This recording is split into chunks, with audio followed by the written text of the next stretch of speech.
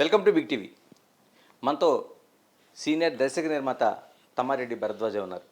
భరద్వాజ్ గారు నమస్తే. నమస్తే. సినిమాలకి ఇప్పుడు సినిమా కష్టాలు చూస్తున్నాం. ఏమంటారంటే ఇది గతంలో కూడా వచ్చిన కష్టాలైనా లేకపోతే ఇప్పుడు ఈ కొత్త కష్టాలు అనుకోవచ్చు? తెలియందే ఉంది. మీరు జర్నలిస్టులు ఇన్నిసార్లు జరగలేదు, ప్రతి 3 సార్లకి 2 ఏళ్ళకి జరుగుతూనే ఉంటాయి ఇటువంటి. అందుకని 50 రోజులు షూటింగ్లు కూడా ఆపేశారు కదా, చూశారు కదా మీరు. ఇంకా 3 రోజులే అయింది, అప్పుడే ఎందుకు దాని గురించి పెద్ద టెన్షన్ పడతాం. బట్ ఇటువంటివి జరగకూడదు. ఎప్పటికప్పుడు ఇప్పుడు మార్చిలో అగ్రిమెంట్ టైం అయిపోయినట్టుంది. అయిపోయినాక మార్చుకుని చేసుకుని ఉంటే అయిపోయేది. 5 నెలల్లో ఏదో నెగోషియేట్ చేస్తే బాగుంటుంది. కానీ వీళ్ళు మళ్ళీ నోటీస్ ఇచ్చేదాకా తీసుకొచ్చి వాళ్ళైతే వాళ్ళ షూటింగ్లో ఆగిపోయేదాకా పరిస్థితి వచ్చి డిస్కస్ చేయడం అనేది కరెక్ట్ కాదు 2 వర్గాలకి. అటు వాళ్ళైనా వీళ్ళైనా, వీళ్ళు రైటు వాళ్ళ తప్పు, వాళ్ళ రైట్ వీళ్ళు తప్పు అని నేను అన్న. కానీ ఎవరైనా కానీ ఈ పరిస్థితికి రానివ్వకూడదు. అది ఎందుకు జరిగిందో నాకు తెలియదు. ఏదైనా కానీ తప్పే.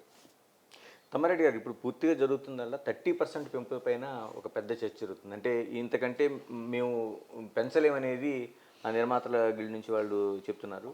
మరోవైపు వీళ్ళు అది మాకు గిట్టుబాటు కావట్లేదు, 30% పెంచాల్సిందే అనేది వీళ్ళ వాదన. అవును. అంటే 3 సంవత్సరాల్లో కాస్ట్ ఆఫ్ లివింగ్ పెరిగిపోయింది కాబట్టి 30% పెంచాలంటే మామూలుగా ఏంటంటే 10 ఇయర్స్ ఎవ్రీ ఇయర్ 10% పెంచుతారు అనేది ఒక ఇది ఉంది, నానుడి ఉంది. సో నిజంగా అలా పెంచుతారనే లెక్కలో 3 సంవత్సరాలు అయింది కాబట్టి 30% పెంచమని వాళ్ళు అడుగుతున్నారు సింపుల్గా. సో కాస్ట్ ఆఫ్ లివింగ్ కూడా 3 ఏళ్లలో విపరీతంగా పెరిగింది కాబట్టి పెంచాలంటారు. వీళ్ళే ఉంటారంటే ఇప్పుడు ఉన్న పరిస్థితుల్లో మేము పెంచలేమంటారు. ఇక్కడ చాలా విచిత్రమైన పరిస్థితి ఏంటంటే పెద్ద సినిమాలు అని కొన్ని ఉన్నాయి, అంటే 100 కోట్లు పెట్టి ఖర్చు పెట్టి తీసే సినిమాలు. వాళ్ళకి 10%, 30%, 40% పెద్ద తేడా రాదు. చిన్న సినిమాలకి అసలు వాళ్ళు 2 కోటి రూపాయల నుంచి 5-10 కోట్ల లోపు తీసేవాళ్ళు ఉంటారు. వాళ్ళకి రూపాయి పెంచినా కష్టం అవుతుంది. బట్ ఇది వీటన్నిటికీ ఇప్పుడు ఉన్న పరిస్థితుల్లో అంటే మనకు అంటే నాకు ఏదో నేను అవుట్డేటెడ్ లేకపోతే తెలియక మాట్లాడుతున్నాను అంటారు. కానీ మనం కంట్రోల్ చేసుకోవాలి. మనకి ఎంతమంది కావాలో అంతమందిని పెట్టుకుని పని చేసుకునే పరిస్థితి మనకు ఉండాలి. ఇప్పుడు నాకు అవసరం లేని మనుషులు పెట్టుకుని డబ్బులు ఇచ్చి దానికి అయిపోయినాయి అంటే అట్లా. ఇప్పుడు నాకు ఒక క్రాఫ్ట్ ఉంది, నాకు ఒక మనిషి చేస్తే సరిపోతుంది ఆ క్రాఫ్ట్. నేను 5గురిని పెట్టుకుని 5గురికి జీతం ఇస్తాను. అప్పుడు ఏమవుతుందంటే మీరు 30% పెంచితే కొంపనుగుతుంది.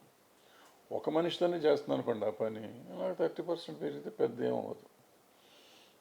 ఆ రకంగా ఆ పెద్ద సినిమాలకి ఏంటంటే వాళ్ళకి అనివార్యం అంతమందిని పెడతాం. ఎవరో అడిగారు, ఒక్కొక్క మనిషికి 5-5గురు అసిస్టెంట్లు వెళ్తూ ఉంటారు ఆర్టిస్టులకి. సో 10 మంది ఆర్టిస్టులు ఉంటే 50 మంది వాళ్ళే ఉంటారు, వాళ్ళ అసిస్టెంట్లు, వాళ్ళ తాలూకు వాళ్ళు ఒక్కొక్కళ్ళకి.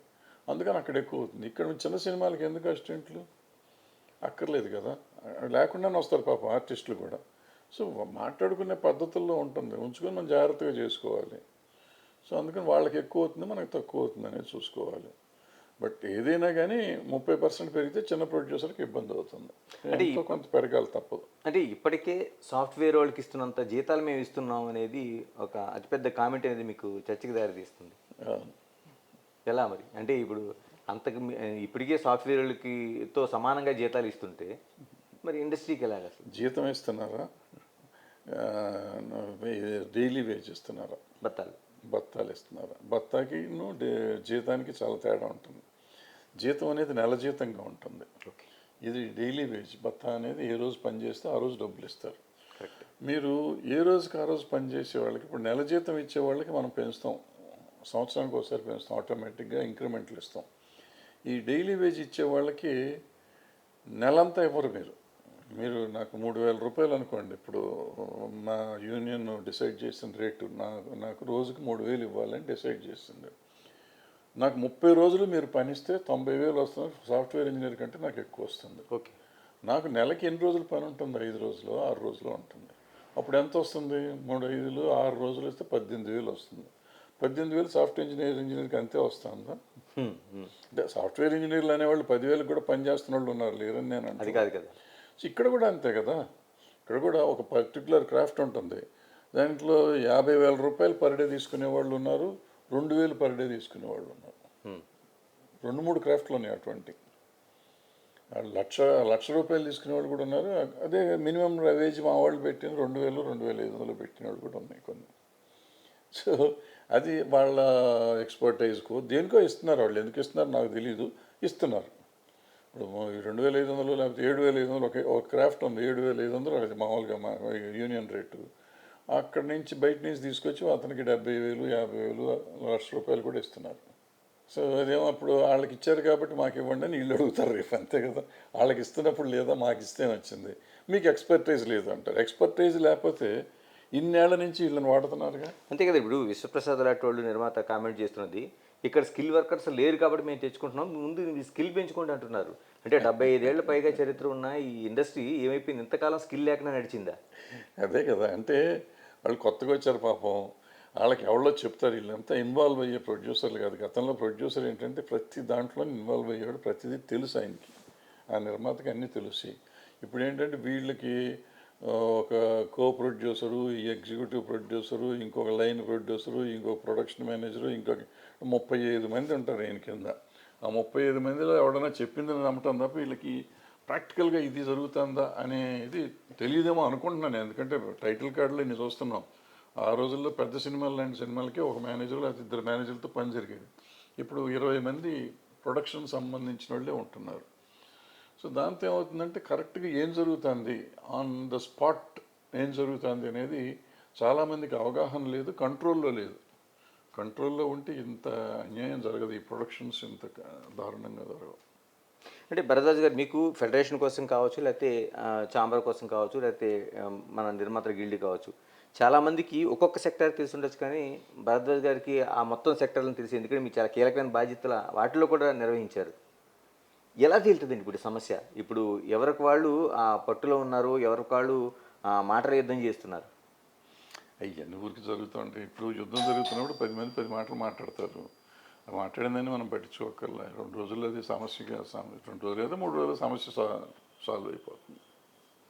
ఇలా ఇంకొకటి కీలకమైన విషయం, 24 క్రాఫ్ట్స్లో డ్రైవర్లు ఉండాల్సిన అవసరం ఏంటనేది వాళ్ళు పాయింట్అవుట్ చేస్తారు. అది ఇప్పుడు మాట్లాడుతున్నాను నేను, 50 ఏళ్ళ నుంచి మాట్లాడుతున్నాను నేను. అంటే పెట్టేశారు, ఎందుకో పెట్టేశారు, నడుస్తుంది, జరుగుతుంది కదా. ఇప్పుడు డ్రైవర్లు ఇప్పుడు డ్రైవర్లకే ఎక్కువ కార్లు అయిపోయినాయి, కానీ గతంలో డ్రైవరే చాలా ఇంపార్టెంట్. అందుకనే యూనియన్ పెట్టారు. గతంలో ఒక ప్రొడక్షన్ మేనేజర్ ఉండేవాడు, ఫోన్లు ఉండేవి కదా ఆ రోజుల్లో, సెల్ ఫోన్లు మాట వదిలిపెట్టండి, ల్యాండ్ లైన్ కూడా ఉండేది కాదు. ఓకే. ప్రొడక్షన్ మేనేజర్కి ల్యాండ్ లైన్ కూడా దొరికేది కాదు. అందుకని ప్రొడక్షన్ మేనేజరు ఒక కారు పెట్టేవాళ్ళం.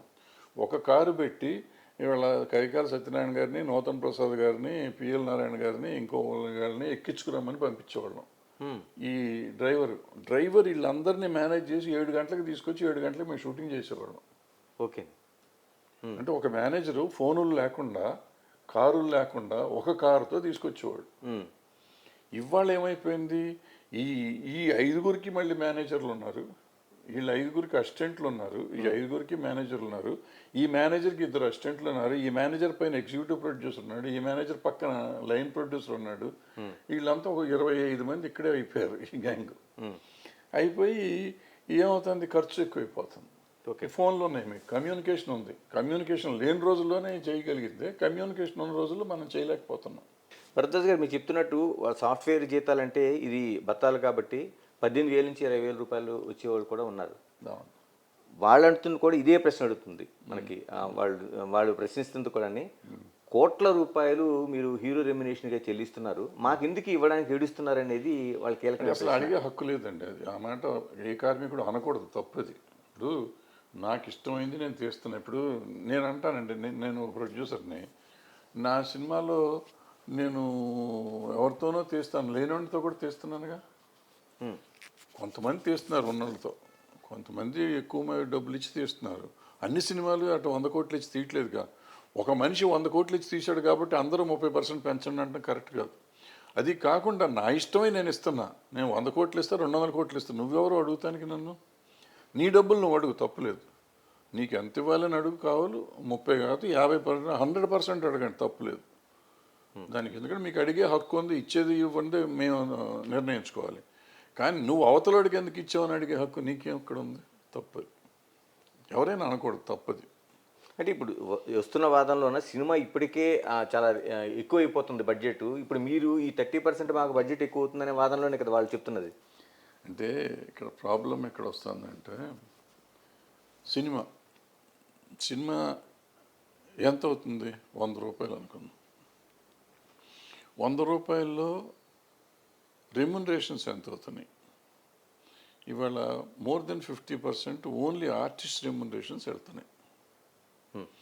ప్లస్ ఒక 10 to 15% టెక్నీషియన్స్ రెమ్యునరేషన్స్ వెళ్తున్నాయి. ప్లస్ 10% వర్కర్స్ బత్తాలు వెళ్తున్నాయి.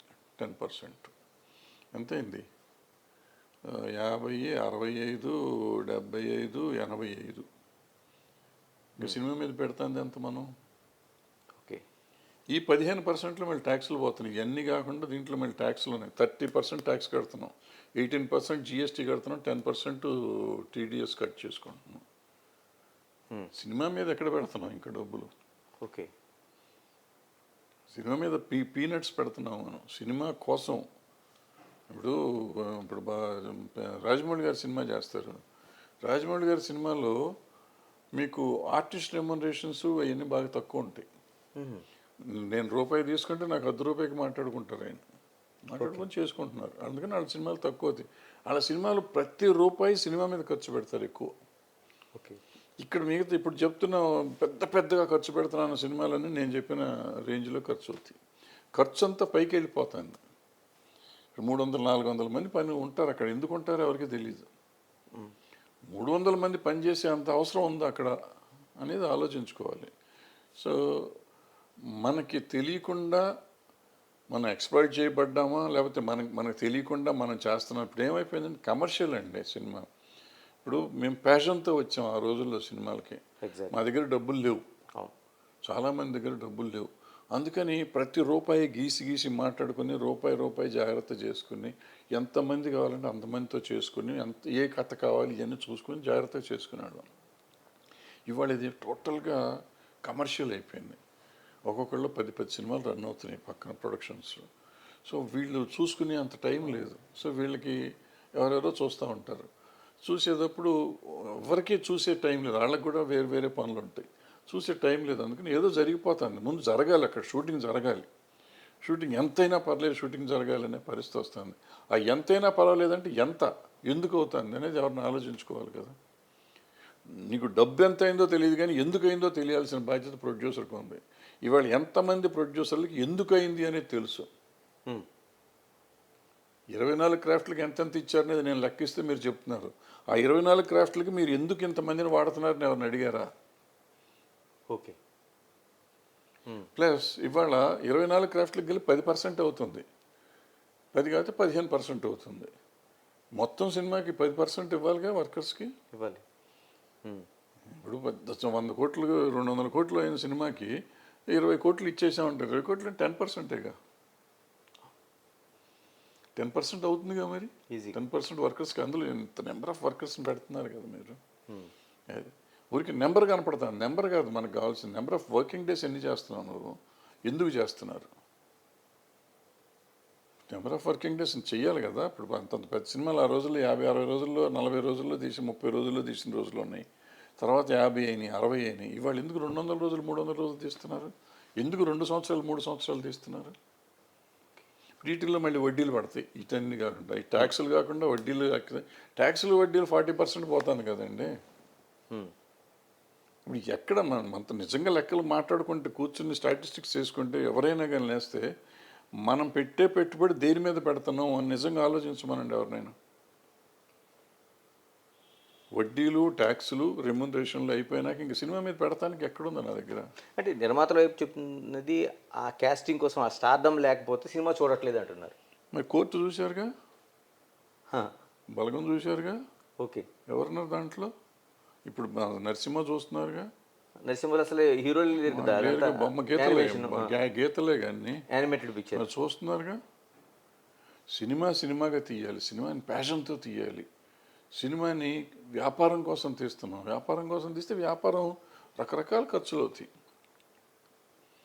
హీరో లేకపోతే రారు అనేదానికి మీరు ఎందుకు బలగం ఎందుకు చూశారు? ఇప్పుడు ఇది ఎందుకు మొన్న కోర్టు ఎందుకు చూశారు? మరి ఎందుకంటే అసలు థియేటర్కే రావట్లేదు, మేము ఓటీటీలో అమ్ముకునే పరిస్థితి ఉంది, ఆ స్టార్డమ్ ఉంటే కనీసం ఇదే నమ్ముకోవచ్చు. థియేటర్కి రావట్లేదా? థియేటర్కి రాకపోతే ఇన్ని కోట్లు ఎట్ట వస్తున్నాయి మనకి సినిమాలకి. ఇప్పుడు అల్లు అరవింద్ గారు 4 అర్జున్ అరవింద్ గారు కలిసి మొన్న ఆల్రెడీ కొన్ని థియేటర్లు కట్టారు, మళ్ళీ కడుతున్నారు. ఇక్కడ 4 థియేటర్లు ఓపెన్ అవుతున్నాయి. విజయ్ దేవరకొండ గారు కొత్త థియేటర్లు కడుతున్నారు, మహేష్ బాబు గారు కొత్త థియేటర్లు కడుతున్నారు, మరి రవితేజ గారు ఆల్రెడీ కట్టారు, ఓపెన్ అవ్వబోతున్నాయి. ఏషియన్ సునీల్ నారాయణ గారు అసలు ఎన్ని కట్టారో ఇంకెన్ని కడతారో తెలియదు.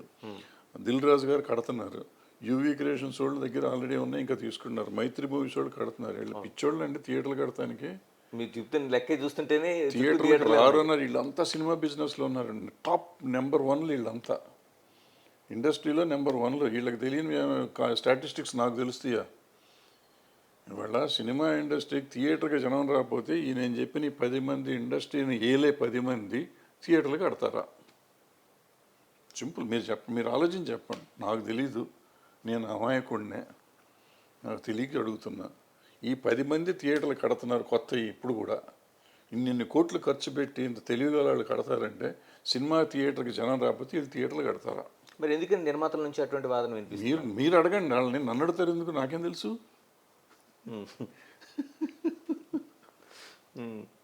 తర్వాత ఇంకోటి నిర్మాతల వైపు నుంచే వస్తున్నది, కేవలం యూనియన్లో చెప్పిన వాళ్ళని మాత్రమే తీసుకోవాలన్న ఒక అతిపెద్ద నిబంధన మాకు ఆటంకిగా ఉంది. మేము స్కిల్ వర్కర్స్ని బయట ఎక్కడున్నా సరే తీసుకునే హక్కు ఎందుకు లేదని ప్రశ్నిస్తాం. ఉందండి, ఉంది. ఆల్రెడీ వాడుతున్నారండి. స్కిల్ వర్కర్స్ని బయట నుంచి తెచ్చుకుని వాడుతున్నారు. అయితే ఫెడరేషన్ వాళ్ళు కొన్ని చోట్ల ఇన్సిస్ట్ చేస్తున్నారు, తప్పు, చెయ్యకూడదు. బయట నుంచి వచ్చే వర్కర్స్ చేస్తున్నారు ఆల్రెడీ వర్కర్స్. ఇప్పుడు మేము సినిమాల్లో చూసే వాళ్ళు అందరూ సినిమా ఫెడరేషన్ వర్కర్స్ కాదు, బయట నుంచి వచ్చిన వాళ్ళే. ఈవెన్ టెక్నికల్ ఎక్స్పర్టైజ్ వాళ్ళు కూడా చాలామంది బయట నుంచి వచ్చి పని చేస్తున్నారు, వాళ్ళు కాదు. సో చేస్తున్నారని, చేయకూడదని కాదు. బట్ ఏంటంటే ఇప్పుడు చిన్న ప్రొడ్యూసర్ల దగ్గర ఇబ్బంది పెడుతున్నారు వీళ్ళు. కొంతమంది ఇంతమందిని పెట్టుకోవాలి అనేది తప్పది. ఎంతమందిని పెట్టుకోవాలి? నాకు నేను ఒక సినిమా తీద్దాం అనుకున్నానండి. నేను ఇంత డబ్బులు తీసుకుని వచ్చి అంత సినిమాకి తీద్దాం అనుకున్నా. ఇంత సినిమా నువ్వు తీస్తున్నావు కాబట్టి నాకు ఎంతమందిని పెట్టుకో, ఈ పలానా క్రాఫ్ట్లో నాకు 10 మందిని పెట్టుకోవాలి, పలానా క్రాఫ్ట్లో నువ్వు 5 మందిని పెట్టుకోవాలి, పలానా క్రాఫ్ట్లో 4 పెట్టుకోవాలి నువ్వు అన్నావంటే నేను వీళ్ళకి డబ్బులు ఇస్తాను, నా దగ్గర ఉండాలిగా. కరెక్ట్. నేను ఆ సినిమాకి నేను ఈ క్రాఫ్ట్లో ఒకరిని పెట్టుకుంటా, ఈ క్రాఫ్ట్లో 2 పెట్టుకుంటా, ఈ క్రాఫ్ట్లో 3. నేను బయట వాళ్ళని పెట్టుకోను, మీ వాళ్ళని పెట్టుకుంటా. ఇంతమందిని పెట్టుకుని నేను చేసుకుంటా. నాకు యూనియన్ పెట్టింది పనిస్తానికి కాదు, వాళ్ళ హక్కులు కాపాడటానికి. వీళ్ళకి నేను డబ్బులు ఇచ్చానో ఇవ్వలేదన్నో చూడాలి తప్ప నేను ఎంతమందిని పెట్టుకున్నాను అడిగే హక్కు నీకు లేదు. ఫెడరేషన్కి ఏ ప్రొడ్యూసర్ని నువ్వు ఎంతమందిని పెట్టుకున్నావు అని అడిగే హక్కు లేదు. పెట్టుకునే హక్కు ప్రొడ్యూసర్కి ఉంది, అది ఉండాలి. అది ఉండకపోతే ఈ ప్రొడ్యూసర్ ఎందుకు డబ్బులు పెట్టాడు? దగ్గర డబ్బులు ఎంత ఉన్నాయో అంతగా తెస్తాడు. నువ్వు 10 మందిని పెట్టుకోమని పెడితే నేను డబ్బులు ఇవ్వకపోతే మళ్ళీ దొంగనా కూడా డబ్బులు ఇవ్వలేదు అంటారు. నన్ను ఎందుకు అనిపించుకోవాలి? నేను డబ్బు ఇచ్చి తిట్లు ఎందుకు తినాలి? నా దగ్గర ఇంత డబ్బు ఉంది, నేను ఇంతమందినే పెట్టుకుంటానంటే పెట్టుకొని ఇవ్వాలి. నీకు పని వస్తుంది కదా, నీకెందుకు అనవసరం ఏలు పెడతావు దాంట్లో? అంటే చెన్నై నుంచి ఇక్కడికి ఇండస్ట్రీ రావడానికి మీరు కావచ్చు, సురేష్ బాబు గారు కావచ్చు, అప్పుడు ఏదైతే ఇప్పుడు ఫెడరేషన్ గారు రూపకల్పన ఉందో ఇది ఇలాంటి అనేక రూపకల్పన మీరు కూడా బాధ్యులు. ఫస్ట్లో ఈ సభ్యత్వాలు కూడా ఉందండి. అంటే ఒక్కొక్కటి లక్షల రూపాయలు. అంటే డాన్సర్కి ఏమో ఒక 7 లక్షలు ఉంటే కానీ సభ్యత్వం ఉండదు, ఫైటర్కి ఏమో ఒక 5 లక్షలు కట్టాలి. పెరుక్కుంటూ పోయి పెంచుకుంటూ పోయారు వాళ్ళు, వీళ్ళు కట్టుకుంటూ వచ్చారు. ఎక్కడ న్యాయం కనిపిస్తుందంటే ఒక సీజన్లో ఇప్పుడు కాదు కానీ నాకు గతంలో ఒక యూనియన్ వాళ్ళు 3 లక్షల రూపాయలు చేశారు. అతనికి ఆ రోజుల్లో అక్కడ రేట్లు మేము ఫిక్స్ చేసింది 550 600 అనుకుంటా మేము ఫిక్స్ చేసాను. చేస్తే 3 లక్షలు అంటే నేను పిలిచి వాళ్ళని తిట్టా, ఎందుకు చేశారు మీరు 3 లక్షలని. చేస్తే వాళ్ళకు విచిత్రమైన సమాధానం చెప్పారు. వెస్ట్ గోదావరి, ఈస్ట్ గోదావరి జిల్లాల్లో ఆ పర్టికులర్ యూనియన్ కార్డు ఉంటే కట్నాలు ఇచ్చేవారంట. ఓకే, కట్నం ఇచ్చేవారంట, పిల్లనిచ్చి పెళ్లి చేసి కట్నాలు ఇచ్చేవారంట. ఓ 10 లక్షలు 20 లక్షలు కట్నం వచ్చేదంట. అందుకని 3 లక్షలు ఇక్కడ ఖర్చు పెట్టి కార్డు తీసుకుని అక్కడికి వెళ్ళిపోయారు. ఓకే, ఈ పెళ్లి సంబంధాల కట్నం కోసం బాగుందండి ఈ క్వాలిఫికేషన్. అప్పుడెప్పుడు నేను విన్నది కదా, వాళ్ళు నాకు చెప్పింది ఇది. నేను ఉన్నప్పుడు జరిగింది, వాళ్ళు తిట్టా. నేను 3 లక్షలు ఏంటి ఆవిడ దుర్మార్గం పెట్టకూడదని చెప్పి తిట్టా. తిడితే వాళ్ళు ఇది చెప్పారు. తర్వాత నేను ఎంక్వైరీ చేస్తే నిజంగానే కొన్ని జరిగినాయి అటువంటి. తర్వాత పెంచుకుంటూ పోయారు, అది వేరే సంగతి. ఎలాగండి అది అది పెద్ద బ్రేక్ అది ఇప్పుడు, ఎందుకంటే చాలా వరకు స్కిల్ ఇప్పుడు డాన్స్, బేబీ డాన్స్ కార్యక్రమాలు వచ్చిన తర్వాత లేదండి, ఇలా వచ్చినాక వీళ్ళని వాడుతున్నారండి ఆల్రెడీ. ఇప్పుడు ఈ మధ్యకాలంలో వచ్చిన కేసుల్లో అంతా ఆ పిల్లలే కదా. డ్యాన్స్ బేబీ డ్యాన్స్కి డీ పిల్లలే కదా వచ్చింది, కేసులు ఇవి కూడా అయ్యే కదా. సో వాళ్ళని వాడుతున్నారు, నాన్ మెంబర్స్ని వాడుతున్నారు, అన్ని చోట్ల వాడుతున్నారు. అది అయితే ఏంటంటే ఇది ఫెడరేషన్ వాళ్ళు అయితే వాడచ్చు, ప్రొడ్యూసర్ వాడకూడదు అనేది చాలా తప్పు. ఓకే. ప్రొడ్యూసర్ కూడా వాడుకోవచ్చు, డబ్బులు పెట్టేవాడికి కాకుండా నువ్వెవరు దాన్ని ఇన్సిస్ట్ చేస్తానికి పలానా వాడిని పెట్టి పని చేయడానికి ఎవరు చేయకూడదు. అది వాళ్ళకి ఆ హక్కు లేదు, అది క్లియర్గా ఉండాలి, కాగితం మీద రాసి పెట్టుకోవాల్సిందే. ఏంటి నిజంగా ఇది ఫెడరేషను లేకపోతే నిర్మాతల మధ్య ఉన్నదా, లేకపోతే ఫెడరేషన్ బాధ్యులుగా ఉన్న అనిల్ కుమార్ అని వల్లభనేని అనిల్ లాంటి వాళ్ళకి లేకపోతే మిగతా నిర్మాతలకు ఉన్న గొడవలాగా ఉందా? ఇది ఎలా చూడాల్సిన అవసరం ఉంది? ఏమి చూడక్కర్లేదండి, ప్రతి సంవత్సరం ఉండేదే కదండి. ఇది మీరు చూసారు 3 సార్లు జరిగింది. అప్పుడు అనిల్ లేడు కదా, అనిల్ లేనప్పుడు కూడా షూటింగ్లు ఆగినాయి కదా. అనిల్ ఇప్పుడు వచ్చాడు, అందుకని ఊరికి అనిల్ మీద ఆపాదించడం అనేది కరెక్ట్ కాదు. రకరకాల సమస్యలు, అతనికి దీనికి సంబంధం. ఒక ఫెడరేషన్ నాయకుడిగా అతనికి కొన్ని బాధ్యతలు ఉంటాయి, ఆ బాధ్యతలు అతను చేస్తున్నాడు. నేనున్నాడు జరిగేది, ఇంకో అతను ఉన్నా జరుగుతుంది, ఇంకో పుల్లయ్య ఉన్నా జరుగుతుంది.